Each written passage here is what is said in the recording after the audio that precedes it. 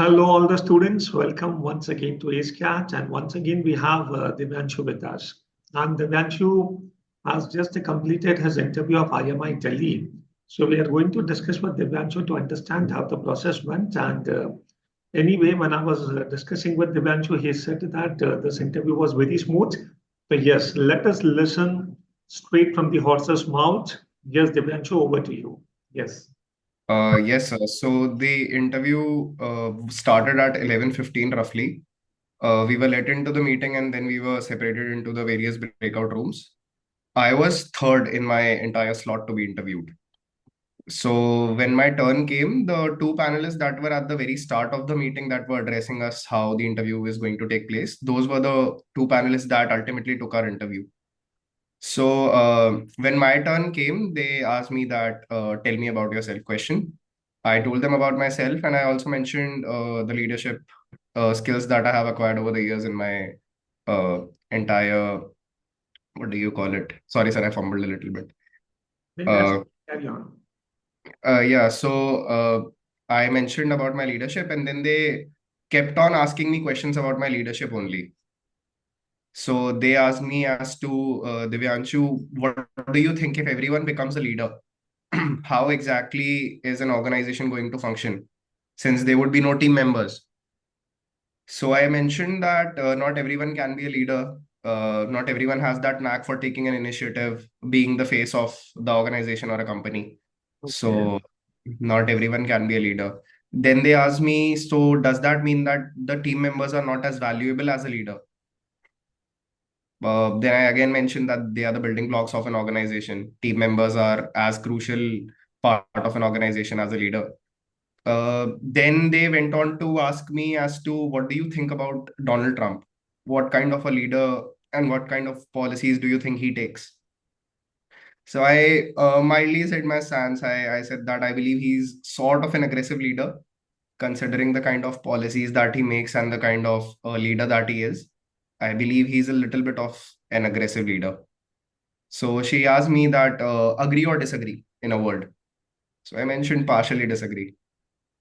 Then she asked me, what is that one leader that you look up to, that you aspire to be, and what sort of leadership skills have you demonstrated over the years? So I answered those two questions as well. Then it was done specifically on the leadership front.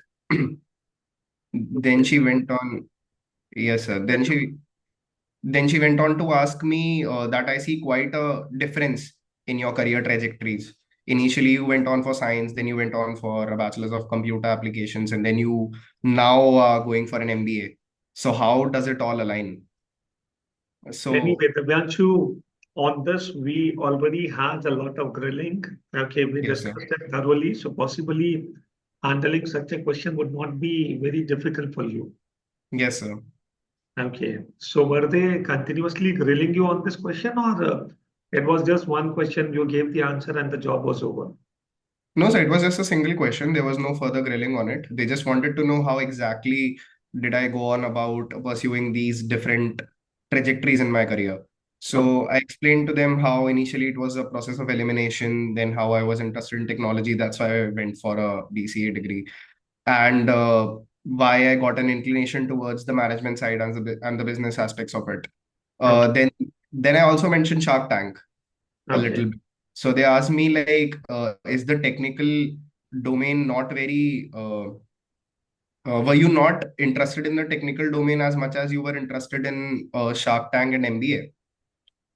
So I mentioned definitely not, as my pedigree does suggest that I have done a bachelor's of computer applications only. I believe that I have acquired the technical acumen that I wanted to acquire, and now I want to explore the business sides of it. So that was done from the female panelists. Then the male panelist took over. Then he asked me a couple of questions on leadership only. To be very honest, my entire interview revolved around that leadership domain only. Then he asked me, let's say, Divyanshu, if you're a leader in an organization and there are three, four ideas, but they are conflicting ideas. So how exactly do you go on about addressing them? And then there were questions, continuous questions on the same.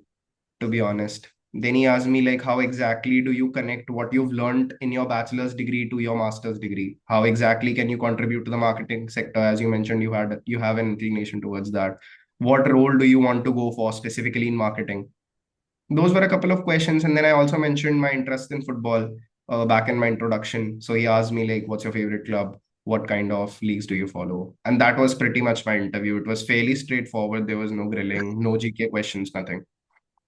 Okay, okay, okay. So anyway, students, you people have seen what kind of experience Divyanshu had. It is just to give you just an idea, but don't presume that the same thing is going to happen with you also.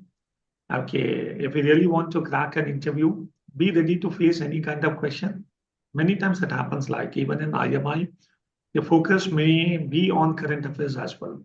Okay, but the basic objective of sharing these videos is to just give you a framework, a basic idea what actually happens in an interview and the anxiety, the nervousness which is there to relieve that. Okay, so thank you once again, Divyanshu, and Thank you. all the best for the upcoming interviews as well. Okay, Thank you, sir. thank you everyone watching this video.